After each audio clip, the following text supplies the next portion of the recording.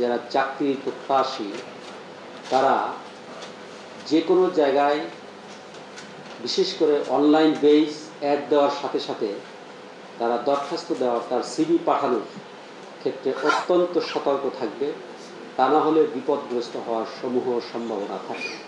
এরা যে service provide করে থাকে, এই কাগজটা আপনাদের কাছে আছে। এদের আইডেন্টিফায়ার নাম্বারগুলি হলো যেমন জনস্বার্থে আমরা, দেশি পমপম, হাসিব অ্যান্ড সিল্ক টাস্টেক এজেন্সি, ডিরেক্ট ডেসি video, Dhaka real service centre. এই যে ঢাকা রিয়েল সার্ভিস সেন্টার, এই রিয়েল সার্ভিস সেন্টারে আমরা তথ্যপত্র পাওয়ার পরে আমাদের ইন্টেলিজেন্স টিম গত 15 দিন যাবৎ এদের পেছনে ইন্টেলিজেন্স সংগ্রহ করেছে এবং তারা স্যাঙ্গুইন হয়েছে, নিশ্চিত হয়েছে ইয়াস এই গ্রুপেই ফেক আইডি দিয়ে তারা ফেসবুক ওপেন করে ফেসবুকের মাধ্যমে এই অপরাধগুলি করে যাচ্ছে।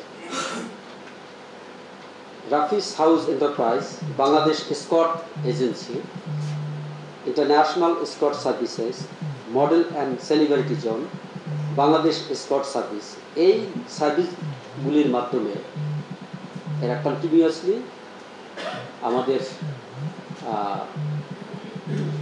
অসহায় নিরীহ যারা চাকরির জন্য বিভিন্ন এইসব লোকজনের পেছনে ঘুরছে তাদেরকে বিভিন্নভাবে অ্যাবিউজ করে এবং তাদেরকে কী বলবো আমরা রিয়েল সার্ভিসে পর্নোগ্রাফি নিউড ছবিতে এদের অভ্যস্ত করায়। আর এই সার্ভিসগুলি যারা পেতে চায় তারা কন্টিনিউয়াসলি এই গ্রুপের সাথে যোগাযোগ রাখে এবং কখনো কখনো আমরা দেখেছি যে ওদের আমরা ইন্টারগ্রেশন করে যেসব জিনিসগুলো পেয়েছি সেটা হচ্ছে যদি ক্যাম্প সার্ভিস দেয় সেই ক্ষেত্রে 10 মিনিটের জন্য 1200 থেকে 1500 টাকা ইত্যাদি ইত্যাদি, আর রিয়েল সার্ভিস 8000 থেকে অনেক যতটুকু আদায় করে নিতে পারে। এইভাবে তারা অবৈধভাবে ফ্রিল্যান্সিং একটি ভালো ব্যবসা, আমরা সাধুবাদ জানাই এবং এর মাধ্যমে ফ্রিল্যান্সিংয়ের মাধ্যমে অনেকেই কিন্তু আন্তর্জাতিক পর্যায়ে বেশ সুনাম অর্জন করেছে, বেশ অ্যাওয়ার্ডও পেয়েছে।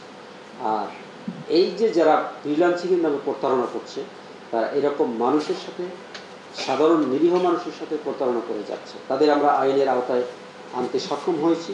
আমরা টোটাল কতজনকে? 8জনকে আমরা গ্রেপ্তার করেছি এবং এর যারা বাকি আছে আমরা সবাইকে আইনের আওতায় নিয়ে আসবো।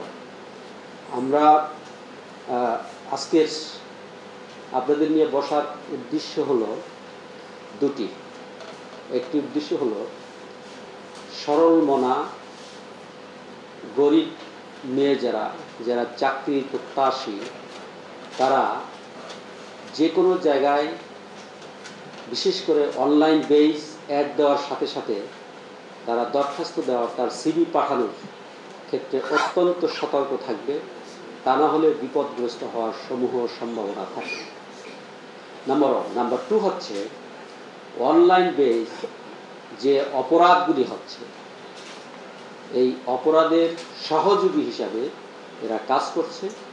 বিশেষ করে এই আজকে যে গ্রুপকে আমরা অ্যারেস্ট করছি তাদের বিরুদ্ধে আমরা আইনি ব্যবস্থা গ্রহণ করব এবং এই জাতীয় অনলাইন বেস যে কোনো অপরাধ আপনারা যারা সুশীল সমাজ আছে, সোসাইটিতে যারা বিশেষ করে সাইবার জগতে যাদের বিচারণ আছে, তারা যদি এরকম কোনো অপরাধ সংগঠিত হতে দেখেন তাৎক্ষণিকভাবে সিআইডি সাইবার ক্রাইম ইউনিটকে আমাদের এখানে হটলাইন নাম্বার আছে, আমাদের এখানে ইমেল অ্যাড্রেস আছে এবং 999-এ ফোন করলেও আমাদের তথ্য দিতে পারবেন।